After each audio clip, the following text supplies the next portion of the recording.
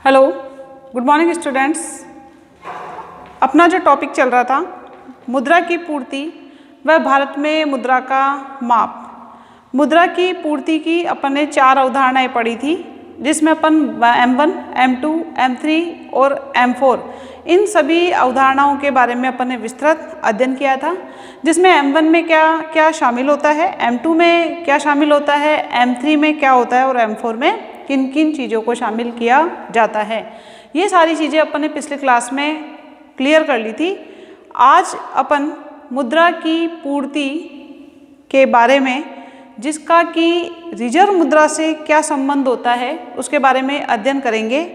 लेकिन उससे पहले मैं आपको ये बता देती हूँ कि मुद्रा की पूर्ति की जो अवधारणाएं थी, जिसमें M1 जो मुद्रा थी आपकी, वो M1 संकीर्ण मुद्रा कहलाती है, और जो M3 मुद्रा की पूर्ति थी वो आपकी व्यापक मुद्रा या विस्तृत मुद्रा के अंतर्गत आती थी। आज अपन मुद्रा की पूर्ति M1 व M3 का रिजर्व मुद्रा से संबंध पढ़ेंगे। क्या पढ़ेंगे आज? मुद्रा की पूर्ति। मुद्रा की पूर्ति की 4 अवधारणाएं होती है, जिसमें मुद्रा की पूर्ति M1 व M3 इन दोनों मुद्रा की पूर्ति का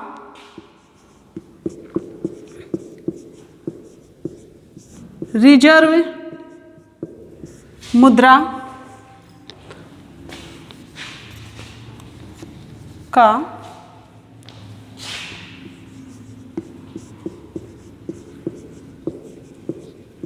रिजर्व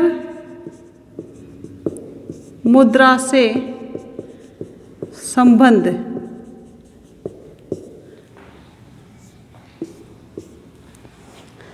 आपको पिछली क्लास में मैंने रिजर्व मुद्रा के बारे में बता दिया था। रिजर्व मुद्रा को हाई पावर मनी, उच्च शक्तिशाली मुद्रा कहते हैं, और उसको किससे डिनोट करते हैं? H से डिनोट किया जाता है। तो मुद्रा की पूर्ति M1 तथा M3 रिजर्व मुद्रा तो उच्च शक्तिशाली प्राप्त मुद्रा का संबंध अपन मुद्रा गुणक की सहायता से स्पष्ट किया जा सकता है। यानी इससे जो संबंध होगा वो संबंध किसके सहायता से करेंगे? मुद्रा गुणक की सहायता से करेंगे। बात करते अपन M1 लेने पर जो मुद्रा गुणक का सूत्र होगा वो होगा आपका M1। क्या लिया अपन ने? संकीर्ण मुद्रा के अर्थ में जो इसका फॉर्मूला होगा वो होगा M1/RM। यह आपके M1 मुद्रा की पूर्ति में होगा। और अपन M3 यानी जो विस्तृत मुद्रा है उसके अर्थ में लेते हैं, तो मुद्रा गुणक का जो फॉर्मूला होगा वो होगा आपका M3/M3/RM। ये इसका सूत्र होता है। कहने का मतलब ये है, जो मुद्रा की पूर्ति है इस पर 2 कारकों या 2 तत्वों का प्रभाव पड़ता है। फर्स्ट तो पड़ता है रिजर्व मुद्रा का। इन दोनों पर किसका प्रभाव पड़ता है? पहला तो पड़ेगा रिजर्व मुद्रा का। किस पर? मुद्रा की पूर्ति पर। और जो दूसरा प्रभाव पड़ेगा वो दूसरा प्रभाव होगा आपका मुद्रा गुणक। दूसरा प्रभाव जो पड़ेगा वो किसका पड़ेगा? मुद्रा गुणक का। अब इसमें पहला जो कि रिजर्व मुद्रा है वो आपकी क्या है? RM है। और दूसरा प्रभाव जो पड़ेगा मुद्रा की पूर्ति पर, मुद्रा गुणक, वो क्या है आपका? ये M3 है। यानी इस पर इन दोनों का प्रभाव पड़ता है और इस पर इन दोनों का प्रभाव पड़ता है। ये दोनों मुद्रा की पूर्ति को प्रभावित करते हैं। अब अपन संबंध स्थापित ये हुआ जो है आपका M1/M1/RM या M3/M3 के संदर्भ में कर रहे हैं, तो M3/RM जो है, तो M1/M1/RM, जिसमें M1 मुद्रा की पूर्ति संकीर्ण अर्थ में होगी। कहने का मतलब यह है, मुद्रा गुणक को किससे डिनोट किया है? स्मॉल m से। तो स्मॉल m1/M1/RM, ये आपका स्मॉल m1 है। ये स्मॉल m1 किसके संदर्भ में है? ये संकीर्ण मुद्रा के संदर्भ में होता है। कहने का मतलब है इसका क्या किया जाता है, इसका तिरछा गुणा किया जाएगा। जब तिरछा गुणा किया जाएगा तो आपका m1 बराबर स्मॉल m1 इंटू क्या हो जाएगा, Rm हो जाता है। ठीक है, इसी प्रकार विस्तृत अर्थ में मुद्रा की बात करते हैं अपन, तो small m3 equal capital M3 upon Rm, वही अपन तिरछा गुणा करेंगे तो आपका आ जाएगा m3 equal small m3 into Rm।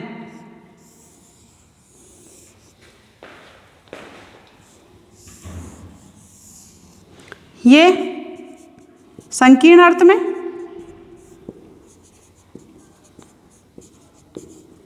और ये हो जाएगा आपका विस्तृत अर्थ में। ये आपका संकीर्ण अर्थ में होगा और ये हो जाएगा आपका विस्तृत अर्थ में। यहाँ स्मॉल m1 मुद्रा गुणक को, Rm रिजर्व मुद्रा को और m3 होगा जो आपका विस्तृत मुद्रा की पूर्ति के संदर्भ में होता है। मुद्रा गुणक पर जो है m3 मुद्रा की पूर्ति के संदर्भ में, इस प्रकार मुद्रा की पूर्ति के दो प्रमुख तत्व होते हैं जो मैंने आपको पहले ही बता दिया। पहला तो होता है रिजर्व मुद्रा और दूसरा हो जाएगा आपका मुद्रा गुणक। ये सारी चीज़ें इसके अंतर्गत आती है। अब रिजर्व मुद्रा जो कि H होती है, जिसको मैंने आपको हाई पावर मनी बताया है, इसलिए मुद्रा की पूर्ति में H सिद्धांत का प्रयोग किया जाता है। कहने का मतलब ये रिजर्व मुद्रा जो हाई पावर मनी होती है इससे रिलेटेड होती है, इसलिए इसमें H सिद्धांत का प्रयोग किया जाता है। इसका आप स्क्रीनशॉट ले लो। ये आपका मुद्रा की पूर्ति M1 व M3 का रिजर्व मुद्रा से संबंध बताया था। मुद्रा की पूर्ति पर दो तत्वों का प्रभाव पड़ता है, एक तो हो गया आपका रिजर्व मुद्रा और दूसरा हो गया मुद्रा गुणक। अब अपन इसको जो है इक्वेशंस में जो है ये आपकी फीड सूत्र के रूप में बताया है। इसको जब अपन तिरछा गुणा करेंगे तो आपका m1 बराबर m1 इंटू Rm होगा, यानी मुद्रा की जो पूर्ति होगी वो मुद्रा गुणक इंटू रिजर्व मुद्रा के बराबर होगी। ऐसा ही m3 के संदर्भ में आएगा।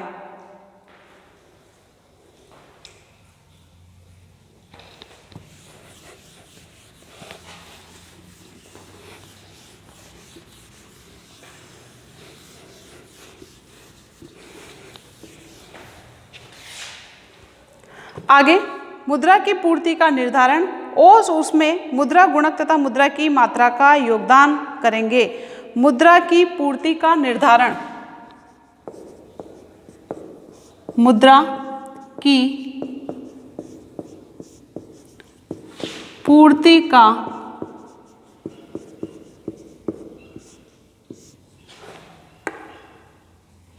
निर्धारण और उसमें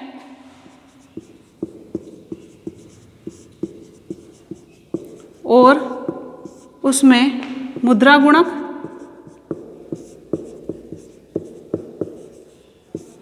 मुद्रा की पूर्ति का निर्धारण और उसमें मुद्रा गुणक तथा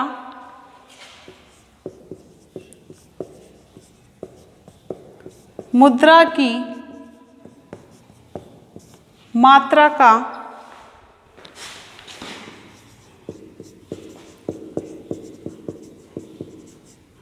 योगदान। कि मुद्रा की पूर्ति में जो निर्धारण होता है उसमें मुद्रा गुणक तथा मुद्रा की मात्रा का क्या योगदान होता है, इसके बारे में अब अपन थोड़ा सा पढ़ेंगे। अर्थव्यवस्था में अपन ने पढ़ा था कि M1, M3 व रिजर्व मुद्रा का यानी हाई पावर मनी का अपन ने ऊपर उल्लेख किया था तथा ये बता दिया था कि M1 यानी जो मुद्रा की पूर्ति संकीर्ण अर्थ में होती है वो मुद्रा गुणक इंटू रिजर्व मुद्रा यानी Rm, या Rm की जगह आप क्या लिख सकते हो, H भी लिख सकते हो। कहने का मतलब M1 equal small m1 into H अपन ने किसकी जगह लिखा है, Rm की जगह।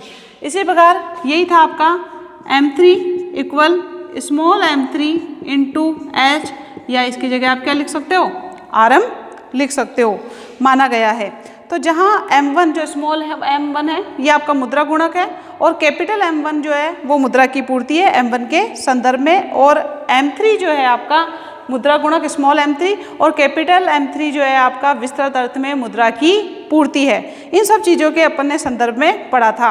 अर्थव्यवस्था में अगर अपन बात करते हैं तो मुद्रा या तो जनता के पास करेंसी यानी नोट और सिक्के नगद रूप में होती है, अथवा बैंकों में जमाओं के रूप में होती है। यानी जनता के पास जो पैसा होता है वो अपनी आवश्यकता की वस्तुओं को खरीदने के लिए कुछ पैसा कैश रूप में अपने पास रखता है और बाकी पैसे को वो बचत के रूप में बैंक में जमा करा देता है। मान लीजिए जनता के पास करेंसी या नगद राशि की मात्रा क्या है, C है। जनता के पास जो पैसा है, करेंसी है या नगद की मात्रा की बात करते हैं अपन, तो वो है C। और बैंक जमाओं की कुल मात्रा, बैंकों में जो पैसा जमा कराया जाता है उसकी कुल मात्रा कितनी है, R है। तो उच्च शक्ति प्राप्त या मौद्रिक आधार पर अपन बात करते हैं तो नई इक्वेशन आपकी क्या होगी, H बराबर C प्लस R। H का मतलब रिजर्व मुद्रा हो गई, हाई पावर मनी। C का मतलब जनता के पास करेंसी और R का मतलब होता है बैंकों के पास जो कुल जमाएं होती है उसकी अपन बात करते हैं। अब ये कहते हैं कि मान लीजिए अपन इस चीज़ को मान के चल रहे हैं कि जनता अपने पास बैंक जमाओं का कुछ भाग अपने पास रखती है और वो रखती है B भाग, कुछ जमाओं का अपने पास रखती है। और बैंक भी क्या करते हैं, जो टोटल जमाएं होती है बैंकों में जितना पैसा जमा कराया जाता है उसका वांछित अनुपात X के रूप में अपने पास रखते हैं। क्यों? क्योंकि कोई भी व्यक्ति जब बैंक से पैसा लेने के लिए आता है तो बैंक उसे मना नहीं करेगा। अगर बैंक उसे मना कर देता है कि अभी मेरे पास पैसा नहीं है, आप बाद में आना, तो बैंकों पर से लोगों का विश्वास हट जाता है। इसलिए वो कुल टोटल जमाओं का X अनुपात अपने पास रखता है। तो बैंक जमाओं को D से सूचित करने पर हमारी जो नई इक्वेशन होगी, यानी जो जनता अपने पास पैसा रख रही है और बैंक जो अपने पास पैसा रख रहे हैं, कुछ पैसा वो अपने पास रख के बाकी को जमा करा देते हैं, तो बैंक जमाओं को किससे सूचित किया हुआ है, उस जमाओं को हमने D से सूचित किया है। तो नई इक्वेशन जो होगी आपकी वो होगी C बराबर, या अपन पहले इसको लिखते हैं। अब मान लीजिए, अब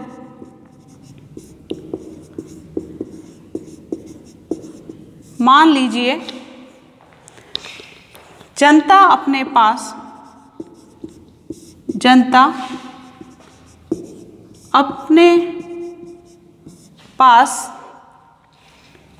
बैंक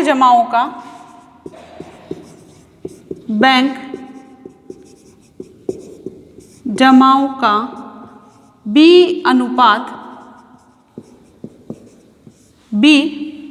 अनुपात रखती है।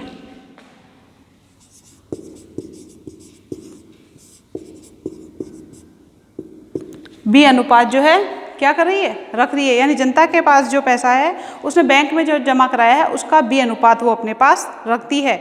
और बैंकों का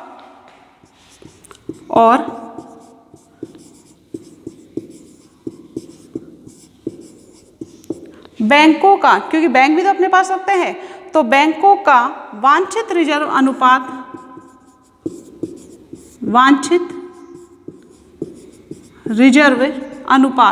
आपको बताया था।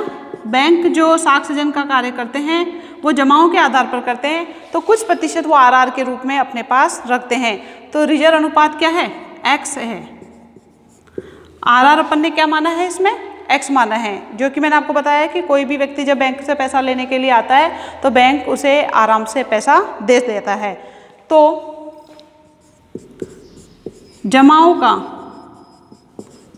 बैंक जमाओं को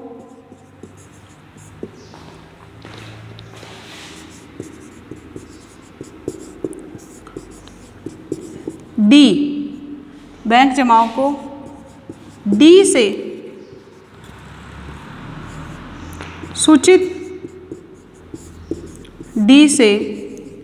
सूचित किया या सूचित करने पर निम्न संबंध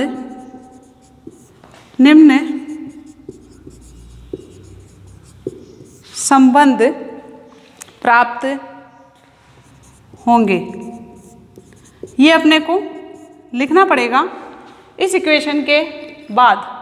कहने का मतलब है अपने को ये बताना पड़ेगा ये चीज़ें कि अब मान लीजिए जनता अपने पास बैंक जमाओं का B अनुपात रखती है और बैंकों का वांछित रिजर्व अनुपात X है, बैंक भी अपने पास रखते हैं, तो बैंक जमाओं को D से सूचित, क्योंकि जमाएं जो हैं किससे सूचित की जाती है, D से सूचित की जाती है, तो हमें जो नया संबंध या निम्न संबंध प्राप्त होगा वो होगा C बराबर BD और R बराबर XD, क्योंकि कुल जितनी जमाएं होगी जनता अपने पास भी रखेगी B अनुपात के रूप में और बैंक अपने पास रखेंगे X अनुपात के रूप में। तो आपकी जो नई इक्वेशन हो जाएगी वो हो जाएगी ये सेकंड, ये आपकी फर्स्ट थी ही, और ये हो जाएगी आपकी थर्ड।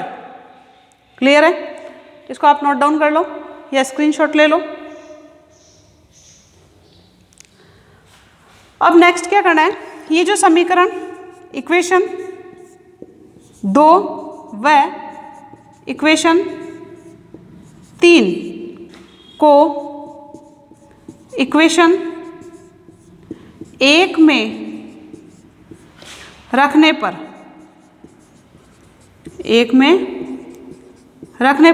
ये जो अपने इक्वेशन 1 से 2 और 3 निकल के आई है, तो 2 और 3 को अपन इक्वेशन 1 में रखेंगे।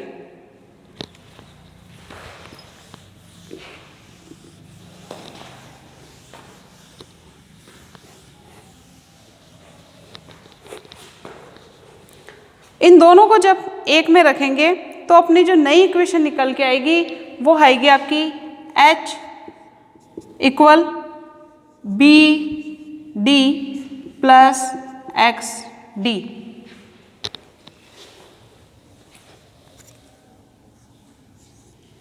XD।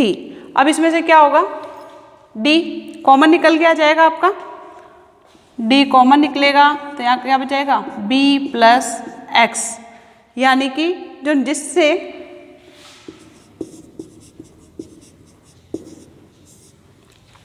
क्या होगा D बराबर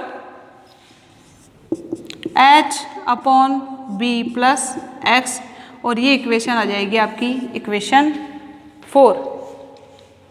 क्योंकि अब क्या होगा, अपने को मांग जमाओं का अनुपात ही तो निकालना है, तो D बराबर H upon B plus X आपकी नई इक्वेशन होगी। होगा कर दो यहाँ पे, और इक्वेशन हो जाएगी 4।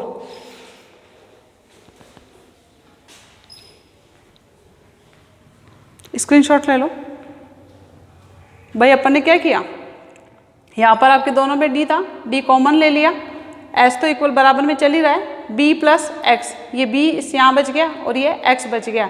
जब अपन इसको सॉल्व करेंगे ब्रैकेट हटेगा तो आपका D equal H upon B plus X नई इक्वेशन निकल के आ जाएगी।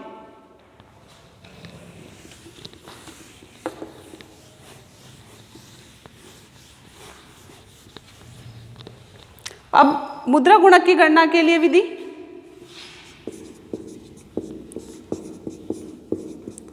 मुद्रा गुणक की गणना के लिए विधि M बराबर C प्लस D, M बराबर C plus D। C currency जनता के पास, D हो गया आपका बैंक जमा, जो बैंकों में पैसा जमा कराया जाता है, और M हो गया आपका मुद्रा की पूर्ति।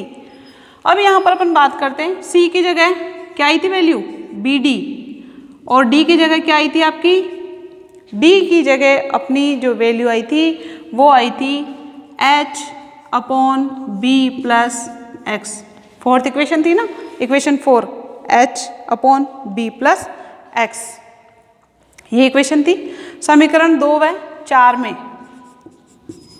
समीकरण 2 व 4 में ये BD तो आपका इक्वेशन 2 में था, जो कि मैंने साफ कर दी है, आपने कॉपी में लिखा होगा, और ये जो H upon B plus X है ये आपकी इक्वेशन 4 में है, तो यहाँ से आई थी, इसको अपन ने इसकी जगह वो शिफ्ट कर दिया है।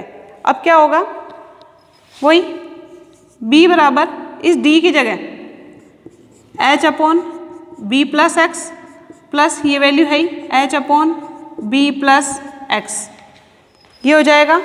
और इसके बाद क्या होगा, वही आपका h तो निकल के आ जाएगा बाहर और वो हो जाएगा b plus 1, b plus 1 upon b plus x. ये कैसे आया, b प्लस एक्स यहाँ पर है, b प्लस एक्स यहाँ पर है, इनमें से अपन ने b प्लस एक्स क्या ले लिया है, कॉमन ले लिया है। h जो है आपका हाई पावर मनी है, ये आपका h बाहर आ जाएगा और इसकी जगह क्या होगा, इसकी जगह b प्लस 1, क्योंकि h जब बाहर चला जाएगा तो उसकी जगह 1 बच जाएगा, तो ये हो गया आपका b प्लस 1। और इस प्रकार आपकी जो नई इक्वेशन होगी वो इक्वेशन हो जाएगी इक्वेशन 5, जो कि 5 होगी। इस प्रकार समीकरण 5 में b plus 1 upon b plus एक मुद्रा गुणक हो जाता है। क्या हो जाएगा, ये मुद्रा गुणक हो जाएगा। इसका आशय यह है कि जो मुद्रा की पूर्ति होती है, यानी कि m जो मुद्रा की पूर्ति होगी वो स्मॉल m इंटू h होती है। और यही अपन शुरू से पढ़ रहे हैं कि m1 के संदर्भ में m1 यानी मुद्रा गुणक इंटू rm, और rm की जगह अपन ने क्या ले लिया है, rm की जगह अपन ने h ले लिया है। इस प्रकार मुद्रा की पूर्ति के निर्धारण में मुद्रा गुणक व उच्च शक्तिशाली मुद्रा इन दोनों का योगदान होता है, और इस दोनों के योगदान को इस इक्वेशन के द्वारा स्पष्ट किया जा सकता है। ये आपका मुद्रा गुणक की गणना के लिए विधि थी, और वो मुद्रा की पूर्ति में मुद्रा गुणक और रिजर्व मुद्रा की मात्रा का योगदान था, यानी मुद्रा की मात्रा का योगदान और मुद्रा गुणक का योगदान स्पष्ट किया गया था। और ये आपका लेसन क्लोज हुआ।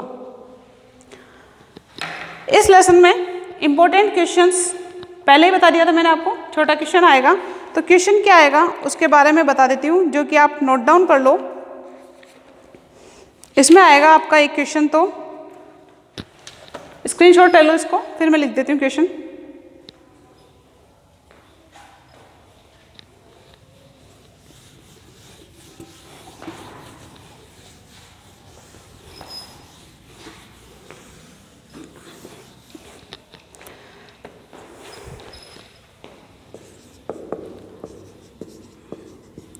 मुद्रा की पूर्ति की चारों अवधारणाओं, मुद्रा की पूर्ति की चारों अवधारणाओं की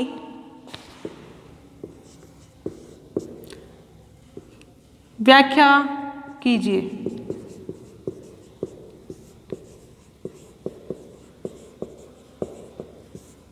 व्याख्या कीजिए, ये आपका फर्स्ट क्वेश्चन है। सेकंड है,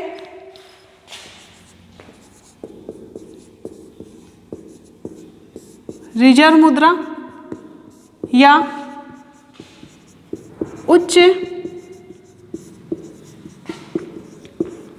शक्तिशाली मुद्रा, दोनों नाम आपको पता होना चाहिए। क्वेश्चन कहीं से भी बन के आ सकता है कि रिजर्व मुद्रा या उच्च शक्तिशाली मुद्रा किसे कहते हैं, किसे कहते हैं, किसे कहते हैं, वह इसके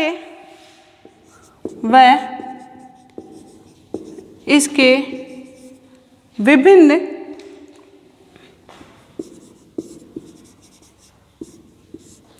अंग व इसके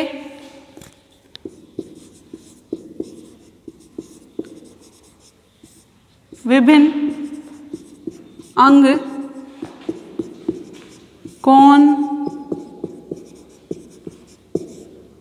कौन से हैं। नेक्स्ट क्वेश्चन जो आपका बनेगा, पहले दो नोट डाउन कर लो आप या स्क्रीनशॉट ले लो, जैसा भी आप ठीक समझो। वैसे ही थर्ड क्वेश्चन है, मुद्रा गुणक किसे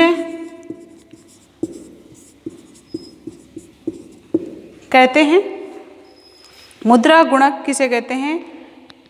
वह इसे कैसे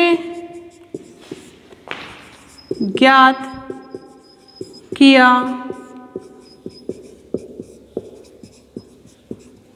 जाता है? मुद्रा गुणक किसे कहते हैं?